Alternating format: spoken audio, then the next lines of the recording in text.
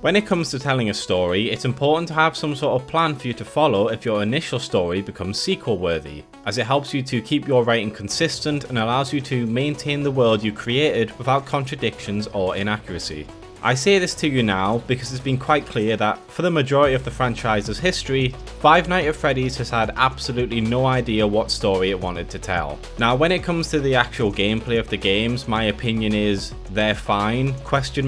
I say this because besides the first 4 and sister location, I haven't really cared to watch a full gameplay video of any of the other games. I think they did a VR game, and I think there's a new, more traditional survival horror game where you run around in a sort of open world, but I can't really tell you how those games function. What I do know is that ever since the first game, the FnaF storyline has been an absolute nightmare to comprehend, because there quite obviously wasn't a clear one thought through. Not to sound condescending to people who actually like this franchise, but I think it's fair to say that the only reason why this game became popular was because popular YouTubers like Pewdiepie and Markiplier decided to play it. If they didn't do that, this most likely would have been just another Steam game that just got lost amidst the pile of other Steam games. But as luck would have it, they did react to it, and because of that, they got enough sort of reactions to it that allowed people to take interest in the franchise. In the first game, there's a few background details that allude to stuff, but nothing too concrete. It's set dressing over any actual foundation for a well-built story. And then, in the second game, Markiplier decided to actually try and speculate on the story based on the few pieces of evidence that was left, from the audio logs to the little mini games that you can play in. And that sort of story that he came up with was fine, I guess, but all that really came out was that there was a kid that got his head bitten, and then the franchise shut down shortly after that. And that's about it. Again, it was just sort of set dressing, not really enough to tell us about the world and the characters and the plot, but nothing too disastrous in terms of story.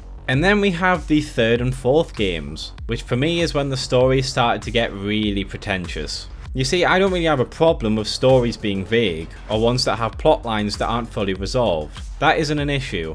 In fact, the ambiguity left after a story finishes can help to make it even more impactful than if you just spoon-fed everything to the audience. But FNAF started to annoy me here for two key reasons. For a start, when you have a story that relies on vagueness, have other people make theories using the small pieces of evidence you've given to make a coherent story, and then you take that theory and say, oh well, actually you're 99% right, you just got this one arbitrary thing I've definitely not just made up wrong. That really grates on me. I understand if Scott wasn't ready for this popularity and he didn't have a fully crafted story ready and waiting, but he always could have just stopped and made sure he had a thought out plot before putting lore into the games. Because all that seemed to happen is that whenever Markiplier or Mattpat decided to make a theory video, Scott would just take their theory, change one thing about it, and then say that that's the current story. There was never anything from Scott himself to tell people which direction the story was going in. He was always sort of reactionary to other people's content. The second thing that annoyed me was that after taking other people's ideas and using that as the official story of the game, he would then add stuff to his games that just outwardly contradicted his later installments in the franchise. Compare the games that came out after the fourth one to the original 4 gives you an understanding of what I'm talking about.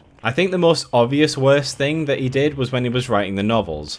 He said that the games and the books are separate canon and they don't tie into each other. Which is good, because the books tell a completely different story, and attempting to have both exist side by side would be a nightmare. But then in later installments of the games, he just straight up took story elements from the novels and just inserted them into the game's lore, despite the fact that that's a completely fucking stupid thing to do. Like, I know that Scott admitted that he didn't have a concrete plan for what to do with the story, but the plan he chose was about as solid as cardboard. Now I know it just sounds like I'm ranting, and that maybe the story makes more sense than what I think it does, it's just that I haven't played all the games or kept up to date with what's been going on in the community, but let me ask you something. People often make theories based on the information that is provided to us because it's either too vague or it seems contradictory to exist alongside another relevant piece of information. So if FNAF is such a well-made story, if you can go through all these games and the rest of the franchise and fully understand what is being said in them, then why on earth does Mattpat have 90 videos on this goddamn franchise?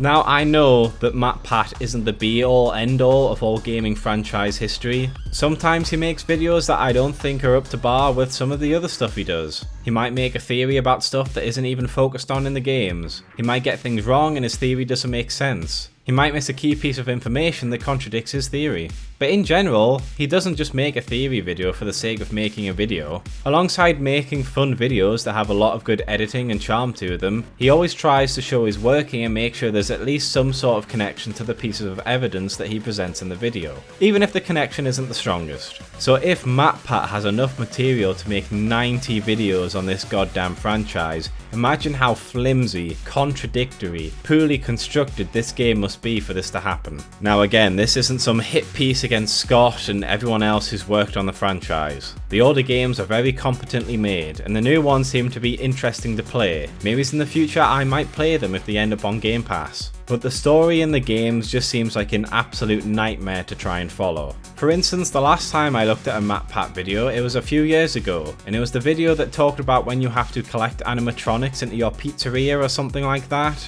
And it talks about how the building goes up in flames at the end, so you can now say that that Afton dude is stuck in hell or something like that. Now, I'm going to go out on a limb here and say that the amount of theories he has made since that have been enormous. And he's going to continue making them because there's so much about that story that just doesn't make sense. And you know what, I'm fine with that. If he can milk this for all it's worth, that's the franchise's fault, not his. If he has enough material to keep making those sort of theories after what was supposed to be the definitive end of the franchise, then that's good for him, that's not his fault. Which brings me to the main point of the video.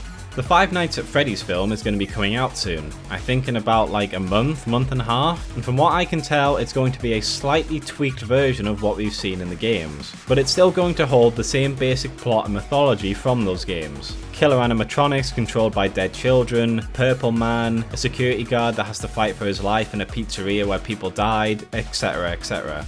But I do think that this is going to be exciting for people who are sort of interested in the story but don't have enough time to look into all the lore that's in there, because it means that the writers can actually take a look at the story that we have so far, look at what has worked and what hasn't worked, have a look at what makes sense within the story and what doesn't, and then refine it down so that everything makes sense and that people can understand it. And that's a good thing. It's essentially remaking the story, and while the film hasn't come out yet so we have no idea how good it is, it does have a lot of potential to be a reimagining that improves upon its source material. It can make things make sense right from the start, it can iron out some of the rougher parts and remove parts that fail and hold the story back. They already have about nearly 10 years worth of the franchise now that they can look at and get a good grip of where they want the story to go, so there really isn't any excuse about why these films need to be so convoluted and confusing. And honestly, I really do hope that this movie is good.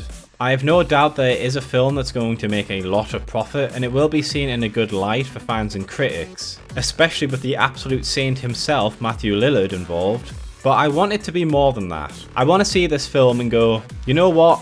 Not only was the film enjoyable, but the script writing was solid as well, and honestly, I think this might be an improvement on the actual source material. That's what I'm hoping for in this case. Still, at the time I'm writing this, there's only been a few stills and one official trailer to go off, but hopefully as the marketing starts to drip feed us some more stuff throughout the next month, we'll start to get a better picture of what we're dealing with here. And to be honest, so far from everything that's leaked, I think we're going to get a pretty enjoyable horror film. A horror film that spawns sequels not just because it's from a popular franchise, but because it's actually got a good story and it wants to continue it. Thank you for watching my video. If you enjoyed it, please consider liking and subscribing and maybe checking out some of my other videos. And if you really enjoyed my content, please consider checking out my Patreon. But hopefully you all had a good day, and hopefully I will see you in the next video.